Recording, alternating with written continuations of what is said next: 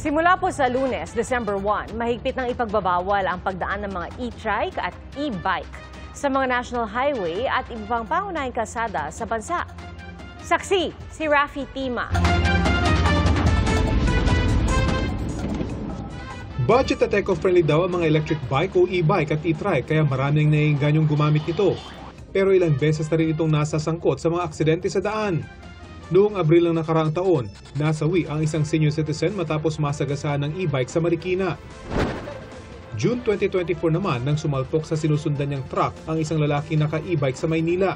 Sa lakas ng impact, nagtamo ng malaking sugat sa ulo ang rider. At nitong Mayo lang, isang e-trike driver ang nasawi sa Antipolo matapos umanong mag-overtake at mawala ng kontrol sa manibela. Ilang beses na rin naireklamo ang mga e-bike at e-trike na dumaraan sa malalaking kalsada at minsan minamaneho pa ng mga bata.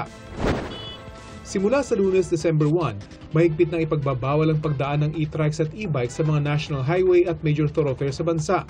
Una ni Senador Rafi Tulfo sa deliberasyon ng Senado sa budget ng Department of Transportation, tila pinalitan na ng mga e-bike at e-trike ang mga jeep bilang hari ng kalsada. Marami na raw siyang natatanggap na reklamo laban sa mga ito. Lumalala po yung problema sa e-bike. And itong mga nag-e-bike, of course, nagsasakay sila mga pasahero. Walang mga lisensya.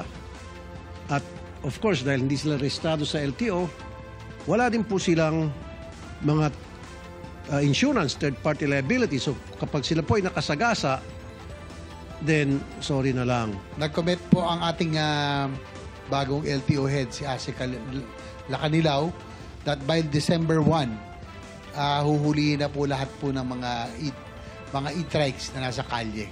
Una nang naglabas ng memorandum circular ang LTO na dapat iparehistro ang e-bikes, pero sinuspindi ang implementasyon nito. Ang problema rin daw kasi dito, nagbibigay ng permiso ang mga lokal na pamahalaan para gawing public transport ang mga ito.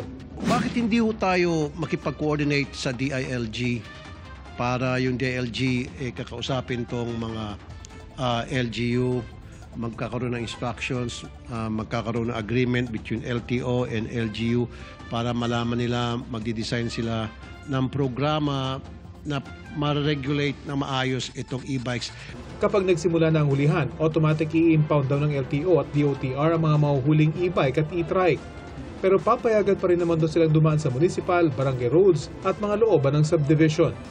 Para sa GMA Integrated News, ako si Rafi Tima, ang inyong saksi. Mga kapuso, maging una sa saksi. Mag-subscribe sa GMA Integrated News sa YouTube para sa iba't ibang balita.